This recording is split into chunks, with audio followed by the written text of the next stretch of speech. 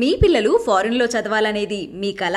మీ కలను నిజం చేసే ఏకైక సంస్థ విదేశ్ కన్సల్ట్స్. రేపు రిలీజ్ కానున్న యాత్ర 2 ప్రీమియర్ షో ఈరోజు ఇక్కడ ఏర్పాటు చేశారు. వైఎస్ఆర్ కాంగ్రెస్ పార్టీ ఎమ్మెల్యేలు, ఎమ్మెల్సీలు, నాయకులు, అలాగే మీడియా మిత్రులు కూడా చూసినట్టున్నారు.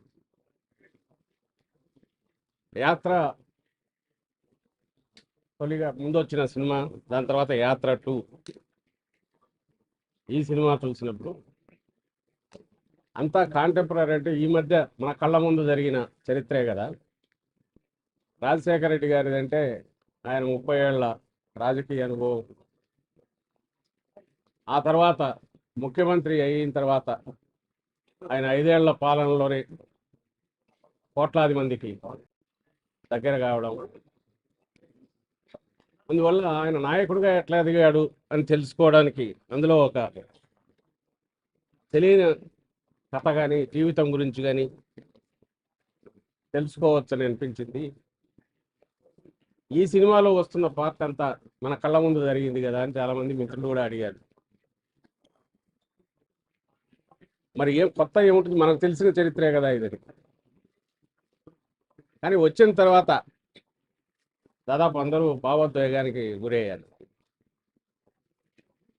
ఎందువల్ల అంటే రేపటి నుంచి థియేటర్లలో చూసేవాళ్ళు కూడా లక్షలాది మంది ప్రేక్షకులు కానీ అందరూ అవుతారు. ఎందుకు అవుతారంటే మనకు తెలియని ఫిక్షన్, ఒక కథ చూడడం వేరు, తెలిసిన మనుషులు, కోట్లాది మందికి తెలిసిన మనుషుల గురించి జ్ఞాపకాలు గుర్తుకు రావడం. మనకు కోట్లాది మందికి తెలిసిన వ్యక్తులు ఎందుకు అనుకున్నానంటే రాజశేఖర రెడ్డి గారి గురించి కానీ, ఆ తర్వాత జగన్మోహన్ రెడ్డి గారి ఈ రోజుల్లో దాదాపు రాష్ట్రంలో వాళ్ళందరూ కూడా ఏదో ఒక సమయంలో కలిసి ఉండడమో, లేదా వాళ్ళ నుంచి మేలు పొందినామని అనుకోవడము, మాకు స్వయంగా తెలుసు అని చెప్పుకోవడము. రాజశేఖర రెడ్డి గారి నుంచి ఎక్కువ వినిపించేది, ఇప్పుడు జగన్మోహన్ రెడ్డి గారి నుంచి కూడా వినిపిస్తుంది. కాబట్టి ఆ జ్ఞాపకాలన్నీ వస్తాయి, అవన్నీ గుర్తుకొస్తాయి. ఆ వచ్చినప్పుడు కలిగే భావోద్వేగం ఈరోజు థియేటర్లో అంతా కనిపించింది. ఇక్కడ వచ్చిన వాళ్ళకు రేపు రాష్ట్రం అంతా కూడా అది కనిపిస్తుంది.